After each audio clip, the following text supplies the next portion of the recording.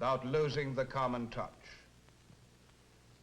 These fire the imagination and at the same time evoke affection, perhaps because it is easier to identify ourselves with them. Here then was such a hero, General Joseph W. Stilwell, a man who turned back from bitter defeat to help write an important chapter in American military history.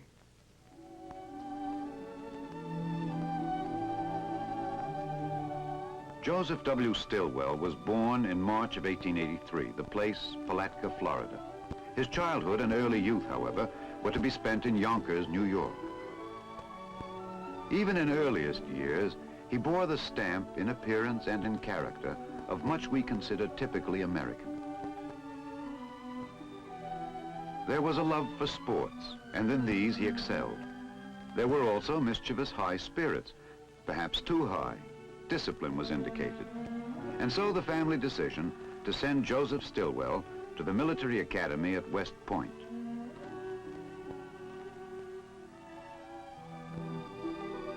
The year was 1900, and the decision a fortunate one. Few men could know, as we know through hindsight, that young men with qualities of courage and leadership would be needed to serve the nation through ensuing years of crisis. Between the lines of a yellowed class yearbook, we can read hints of those qualities. For the young quarterback, they were already winning a permanent niche among West Point's football immortals. They were destined to serve him on fields broader than the gridiron.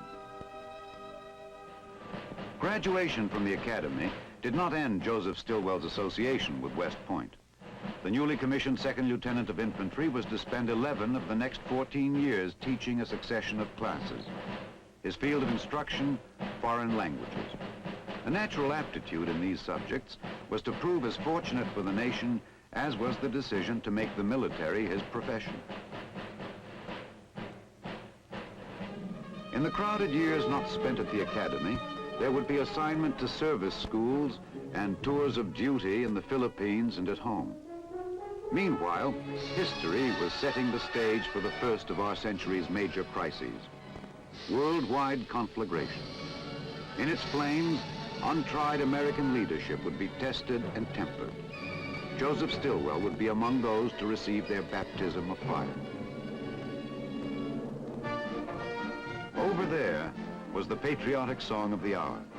Over there sailed young American manhood to fight in the first international conflict of our history.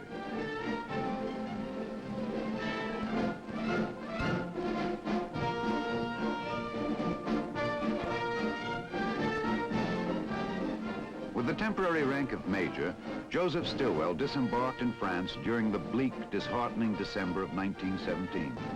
There followed a brief period of service with a British division. Then, with his fluency in French, he became liaison officer with the French 17th Corps.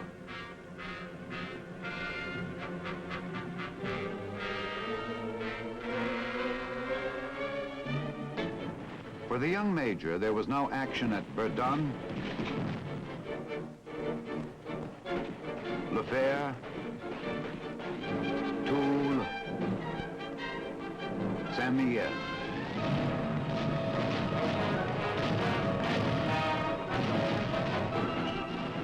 For service in this last engagement, Stilwell, now Assistant Chief of Staff, 4th Army Corps, received the Distinguished Service Medal.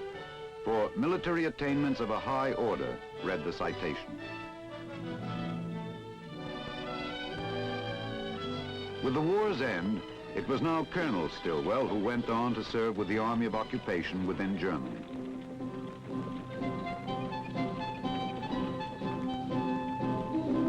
There he remained until July of 1919. By now, the enthusiastic scenes welcoming American troops back to civilian life were past history. Nor for the returned professional soldier would there be any termination of service. In full recognition of his talent for language, Joseph Stilwell's next assignment of duty was to take him to Peking, there to study and attain fluency in the many Chinese dialects.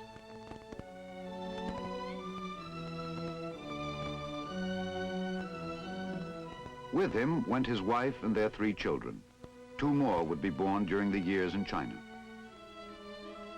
The comfortable Stilwell home came to reflect his growing appreciation of Oriental art. It was to earn him recognition as a connoisseur. To the Chinese people around him, the perceptive Stilwell brought his own humane understanding. Out of it came mutual respect and warm regard. One day in the future, these would help forge military victory. But before that day, there were to be years of service for Joseph Stilwell. Now he must return to the United States. Beside him at Fort Benning's Infantry Training School, fellow future general officers taught and studied. George C. Marshall, Omar Bradley. Names that were to become household words in a nation at war. At Fort Leavenworth's Command and General Staff School, there were additional years of study. Then, once again, it was back to China. This time as military attaché to the United States Embassy in Pekin. Here he remained as the clash of conflicting interests between Japan and the awakening giant China led inevitably to incident, and incident to all-out war. The incident was Manchuria.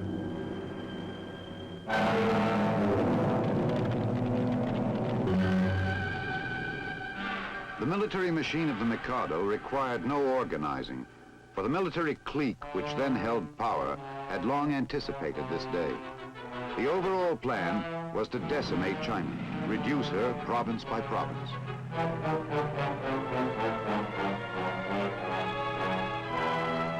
Japan's modern air force would meanwhile be destroying China's sources of power to resist.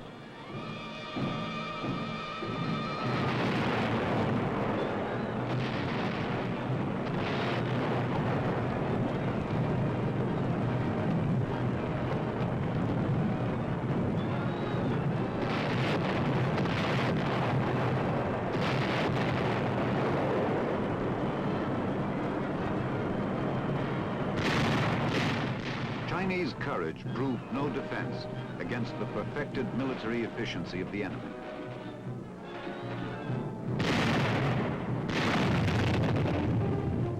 On hand as American observer was Colonel Joseph Stilwell.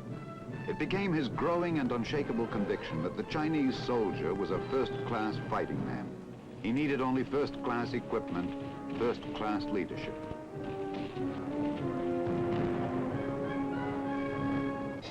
Chiang Kai-shek, the one leader able to preserve Chinese unity, was by now forced to withdraw to the interior city of Chongqing. From here, he sought endlessly to enlist the aid of other nations. There had already occurred the Panay incident, in which an American ship in Chinese waters had been sunk by Japanese bombers. This had crystallized the American sentiment that had long inclined to sympathy for China.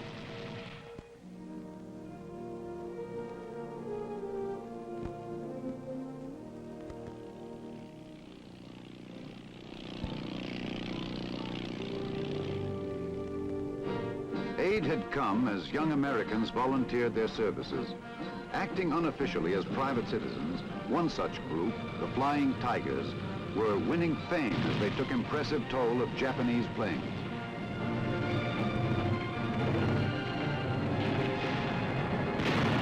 For China's armies engaged in their unequal struggle, arms and equipment were now made available. To cut off these sources of material aid, Japan systematically occupied or blockaded one after another of China's port cities. In effect, she built a wall around China. Deprived of needed supply from without, a weakened China would be vulnerable to the heavy blows of the invading forces. Once shattered, she could be conquered piecemeal.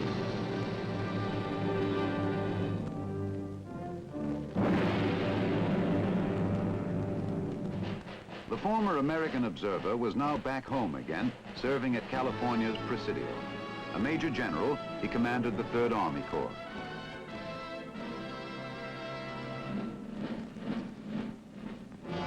Step by step, history was setting the stage for its climactic tragedy.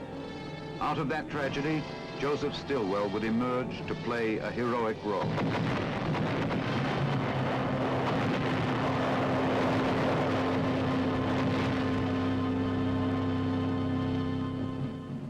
From a country stunned by disaster, General Stilwell was sent to China, there to serve as Chief of Generalissimo Chiang Kai-shek's Allied staff, and with a small American staff to take nominal command of China's 5th and 6th Armies. The new responsibility brought him his 3rd star.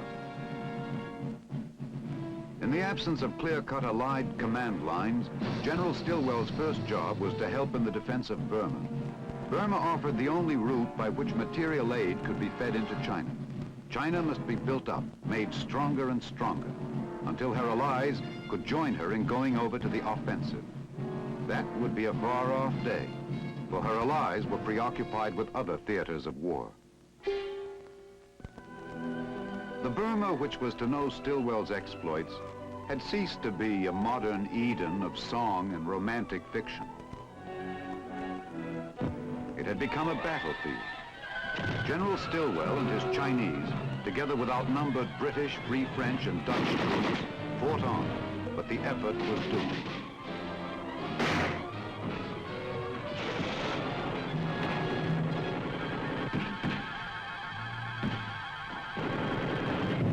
The Japanese steamroller pushed on. It had administered humiliating defeats to the Allies in the Pacific and elsewhere in Southeast Asia. It had taken over thousands of square miles, together with peoples and resources. Now it rolled across Burma. India's borders lay open to attack. Worst of all, that last vital land route, the Burma Road, lay useless.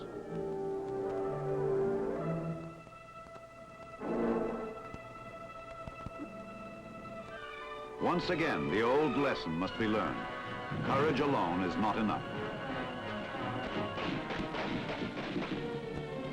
For the Allies, withdrawal became retreat. Retreat, a nightmare route.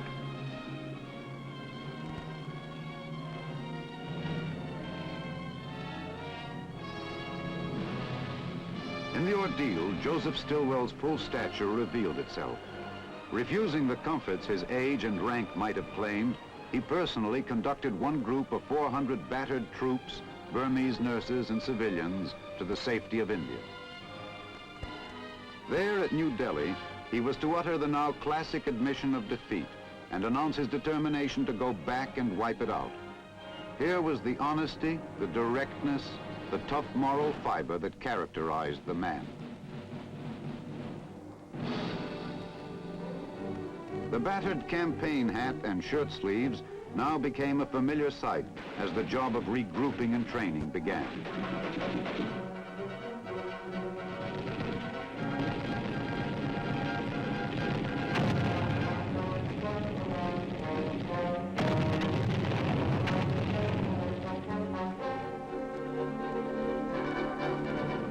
Supply for besieged China, cut off from her allies, must now depend on a limited number of transport planes, the few that Allied command could make available.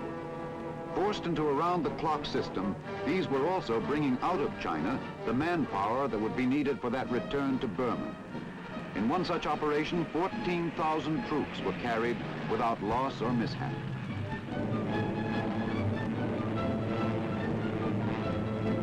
Limited too in number were the planes needed for the thousands of Chinese flyers in training, and even for those units which must continue aerial warfare against the enemy within China.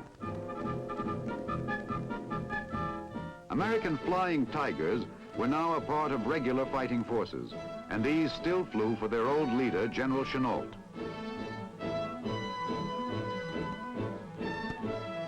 And now another of Joseph Stilwell's goals must be pressed. Nothing less than a new road to bypass the severed link of the old Burma Road. Modern machinery and trained manpower could clear at the Indian end of the projected loop. At the China end, it was a far different story. Here it must be back-breaking manual labor with primitive tools. Men, women, and even children threw themselves into the Herculean task. China knew what was at stake, and China responded.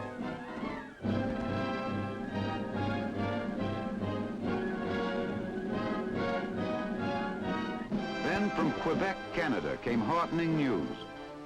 Allied leadership in conference authorized greater aid and a newly organized Southeast Asia Command. Supreme Commander was to be Admiral Lord Louis Mountbatten. His deputy, Lieutenant General Joseph Stilwell. The increase in material aid was making greater demands upon air transport. Suddenly, the hitherto ignored operation captured the imagination of the outside world. Flying over the hump became a familiar phrase.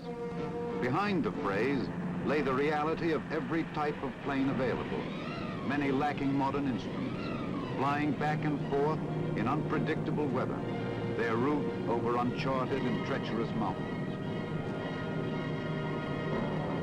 The stockpile for this, the stepchild of the war effort, was mounting. The tools of battle were now ready and waiting to help settle an old score. The sideshow war had been remembered. Air power opened the prelude to attack. And to sustain it, fighters and bombers of the newest types arrived in increasing numbers. Soon the prelude to attack was no longer a curtain raiser, but the first stage of fiery assault.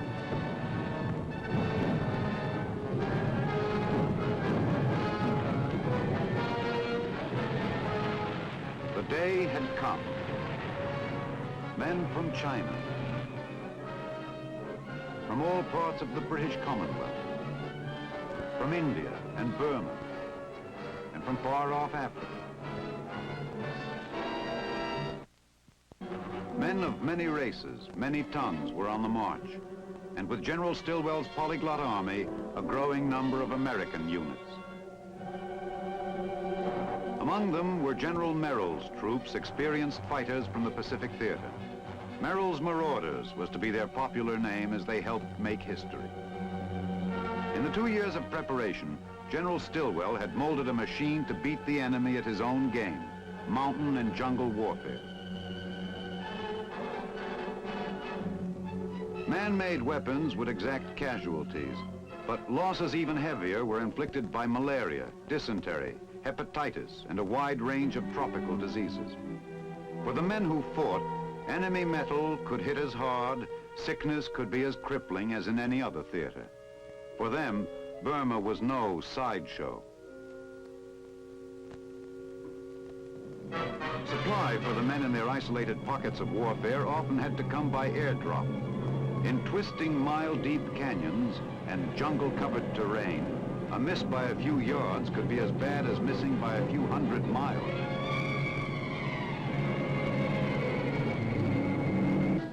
Seemingly everywhere was lean, raw-boned Uncle Joe, as he was referred to generally. Bluntness had also earned him the title Vinegar Joe. Doubtless there were saltier names coined in the ranks. Doubtless, too, Joseph Stilwell chuckled over them in private. The overworked term soldier's soldier has lost much luster. But Joseph Stilwell, sharing the hardships and dangers of his men, gave the phrase real meaning. His was the unique capacity for commanding respect and obedience while evoking a genuine affection. Perhaps no group regarded the general and the man with warmer feelings than did the Chinese troops in his command. It was no secret that General Se, as he was called, had consistently extolled their courage and promoted their welfare, often in the face of adverse opinion from above.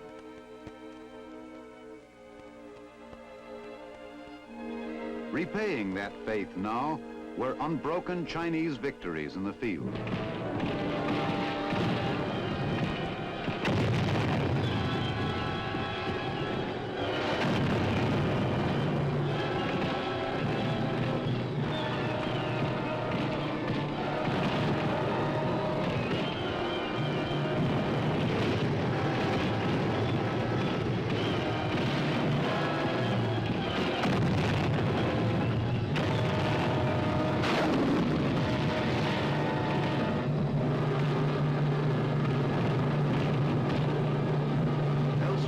Southern Burma, names like the Salween and Irrawaddy rivers were back in the news. But now these were scenes of successes. It was the enemy who yielded as British-led Allied forces reclaimed more and more of Burma's soil. North and south, it was the same story. An old humiliation was being erased.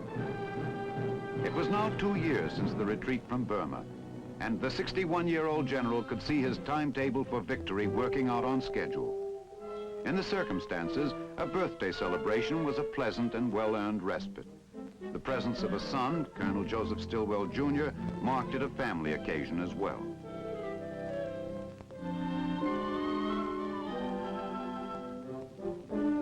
But however welcome, such respites must be few and far between. The forgotten war in both South and North had reached its climax.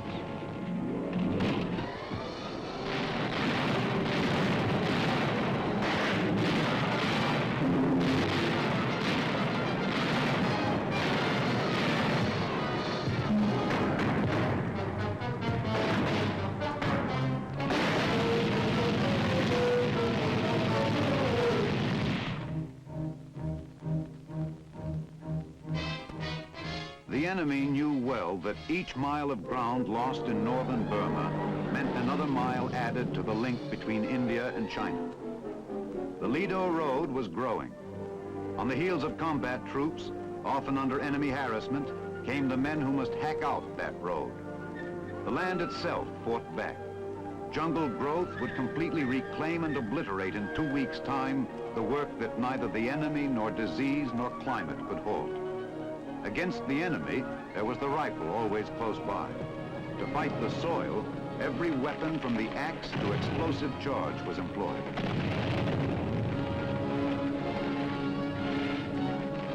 The work went on.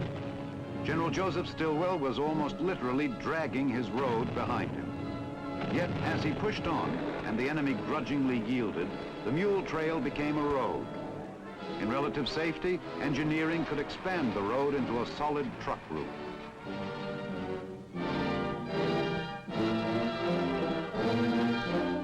As it neared completion, the derisive phrase, "impossible road," was heard less often. Across jungle-covered plateaus it stretched, across rivers untamed since the creation, yet now they had been harnessed and bridged. Across mountain ranges it traveled to narrow the gap between India and China. Then inevitably came the great day, the day when a first convoy could move along its 1,044-mile length. The enemy had been pushed out of northeast Burma and the way lay clear. Considering the difficulties and the hardships that had been borne in shaping its tortuous route, there seemed merit in the words of an American colonel who at the outset had said, "You don't have to be crazy to do this job, but it helps." Yet the Lido Road was now a reality. The first convoy rolled into Kunming, a token of the supply flow to follow. Honoring the man who had weathered all opposition to build the route, it was renamed the Stilwell Road. 4 months later, Allied command could announce victory in Burma. What of the man who had built the road and forged that victory? The tides and cross-currents of events had taken him far from what would have been his hour of triumph. Receiving his 4th star, General Stilwell came home to serve as commander of ground forces. Then off to the Pacific for a tour of battle fronts and installations. In the course of those next months, he became commander of the 10th Army. Later, he was to serve as commanding general at Okinawa.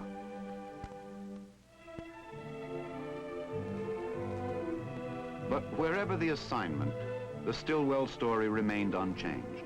He was still blunt, unassuming Uncle Joe, the general with no patience for pomposity and pretense. He was still the gaunt, typical American who somehow reminded of the symbolic figure Uncle Sam. More important, he was still the Joseph Stilwell with an understanding of the men in the ranks and a talent for winning their affection. It was, of course, his own feelings being reflected, as warm feelings always are.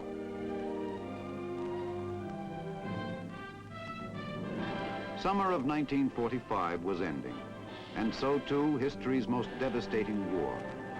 Like another great military leader who had vowed to return to the scenes of earlier defeat and erase its humiliation, General Stilwell would welcome the date September the 2nd. Aboard the battleship Missouri on that day, General of the Army Douglas MacArthur submitted the formal surrender terms to a defeated enemy. An end had come to the agonies of a tortured world.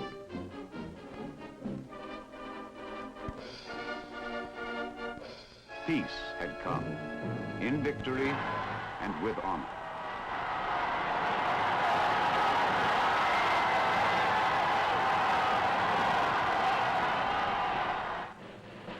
Once again, for General Stilwell, there was assignment to the Presidio, but now as a prelude to well-earned retirement. At nearby Carmel was his family and the home he loved. Here he had planned to pass the rich remaining years that lay ahead. But now, a new enemy struck. This was the enemy within, one who would not be defeated. On October 12, 1946, after a short illness, stout-hearted Joseph Stilwell died. By his own instructions, ceremony was omitted. His ashes strewn out on the Pacific, whose waters play against the shores at beautiful Carmel.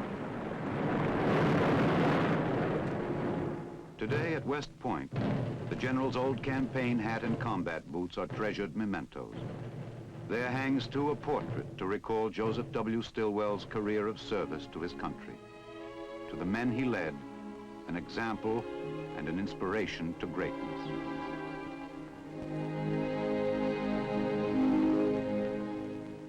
This was General Joseph W. Stilwell. Blunt, honest, unassuming. And at the same time, brilliant in leadership and magnificent in personal courage. A man perfectly cast in the hero's role he was called to play upon history.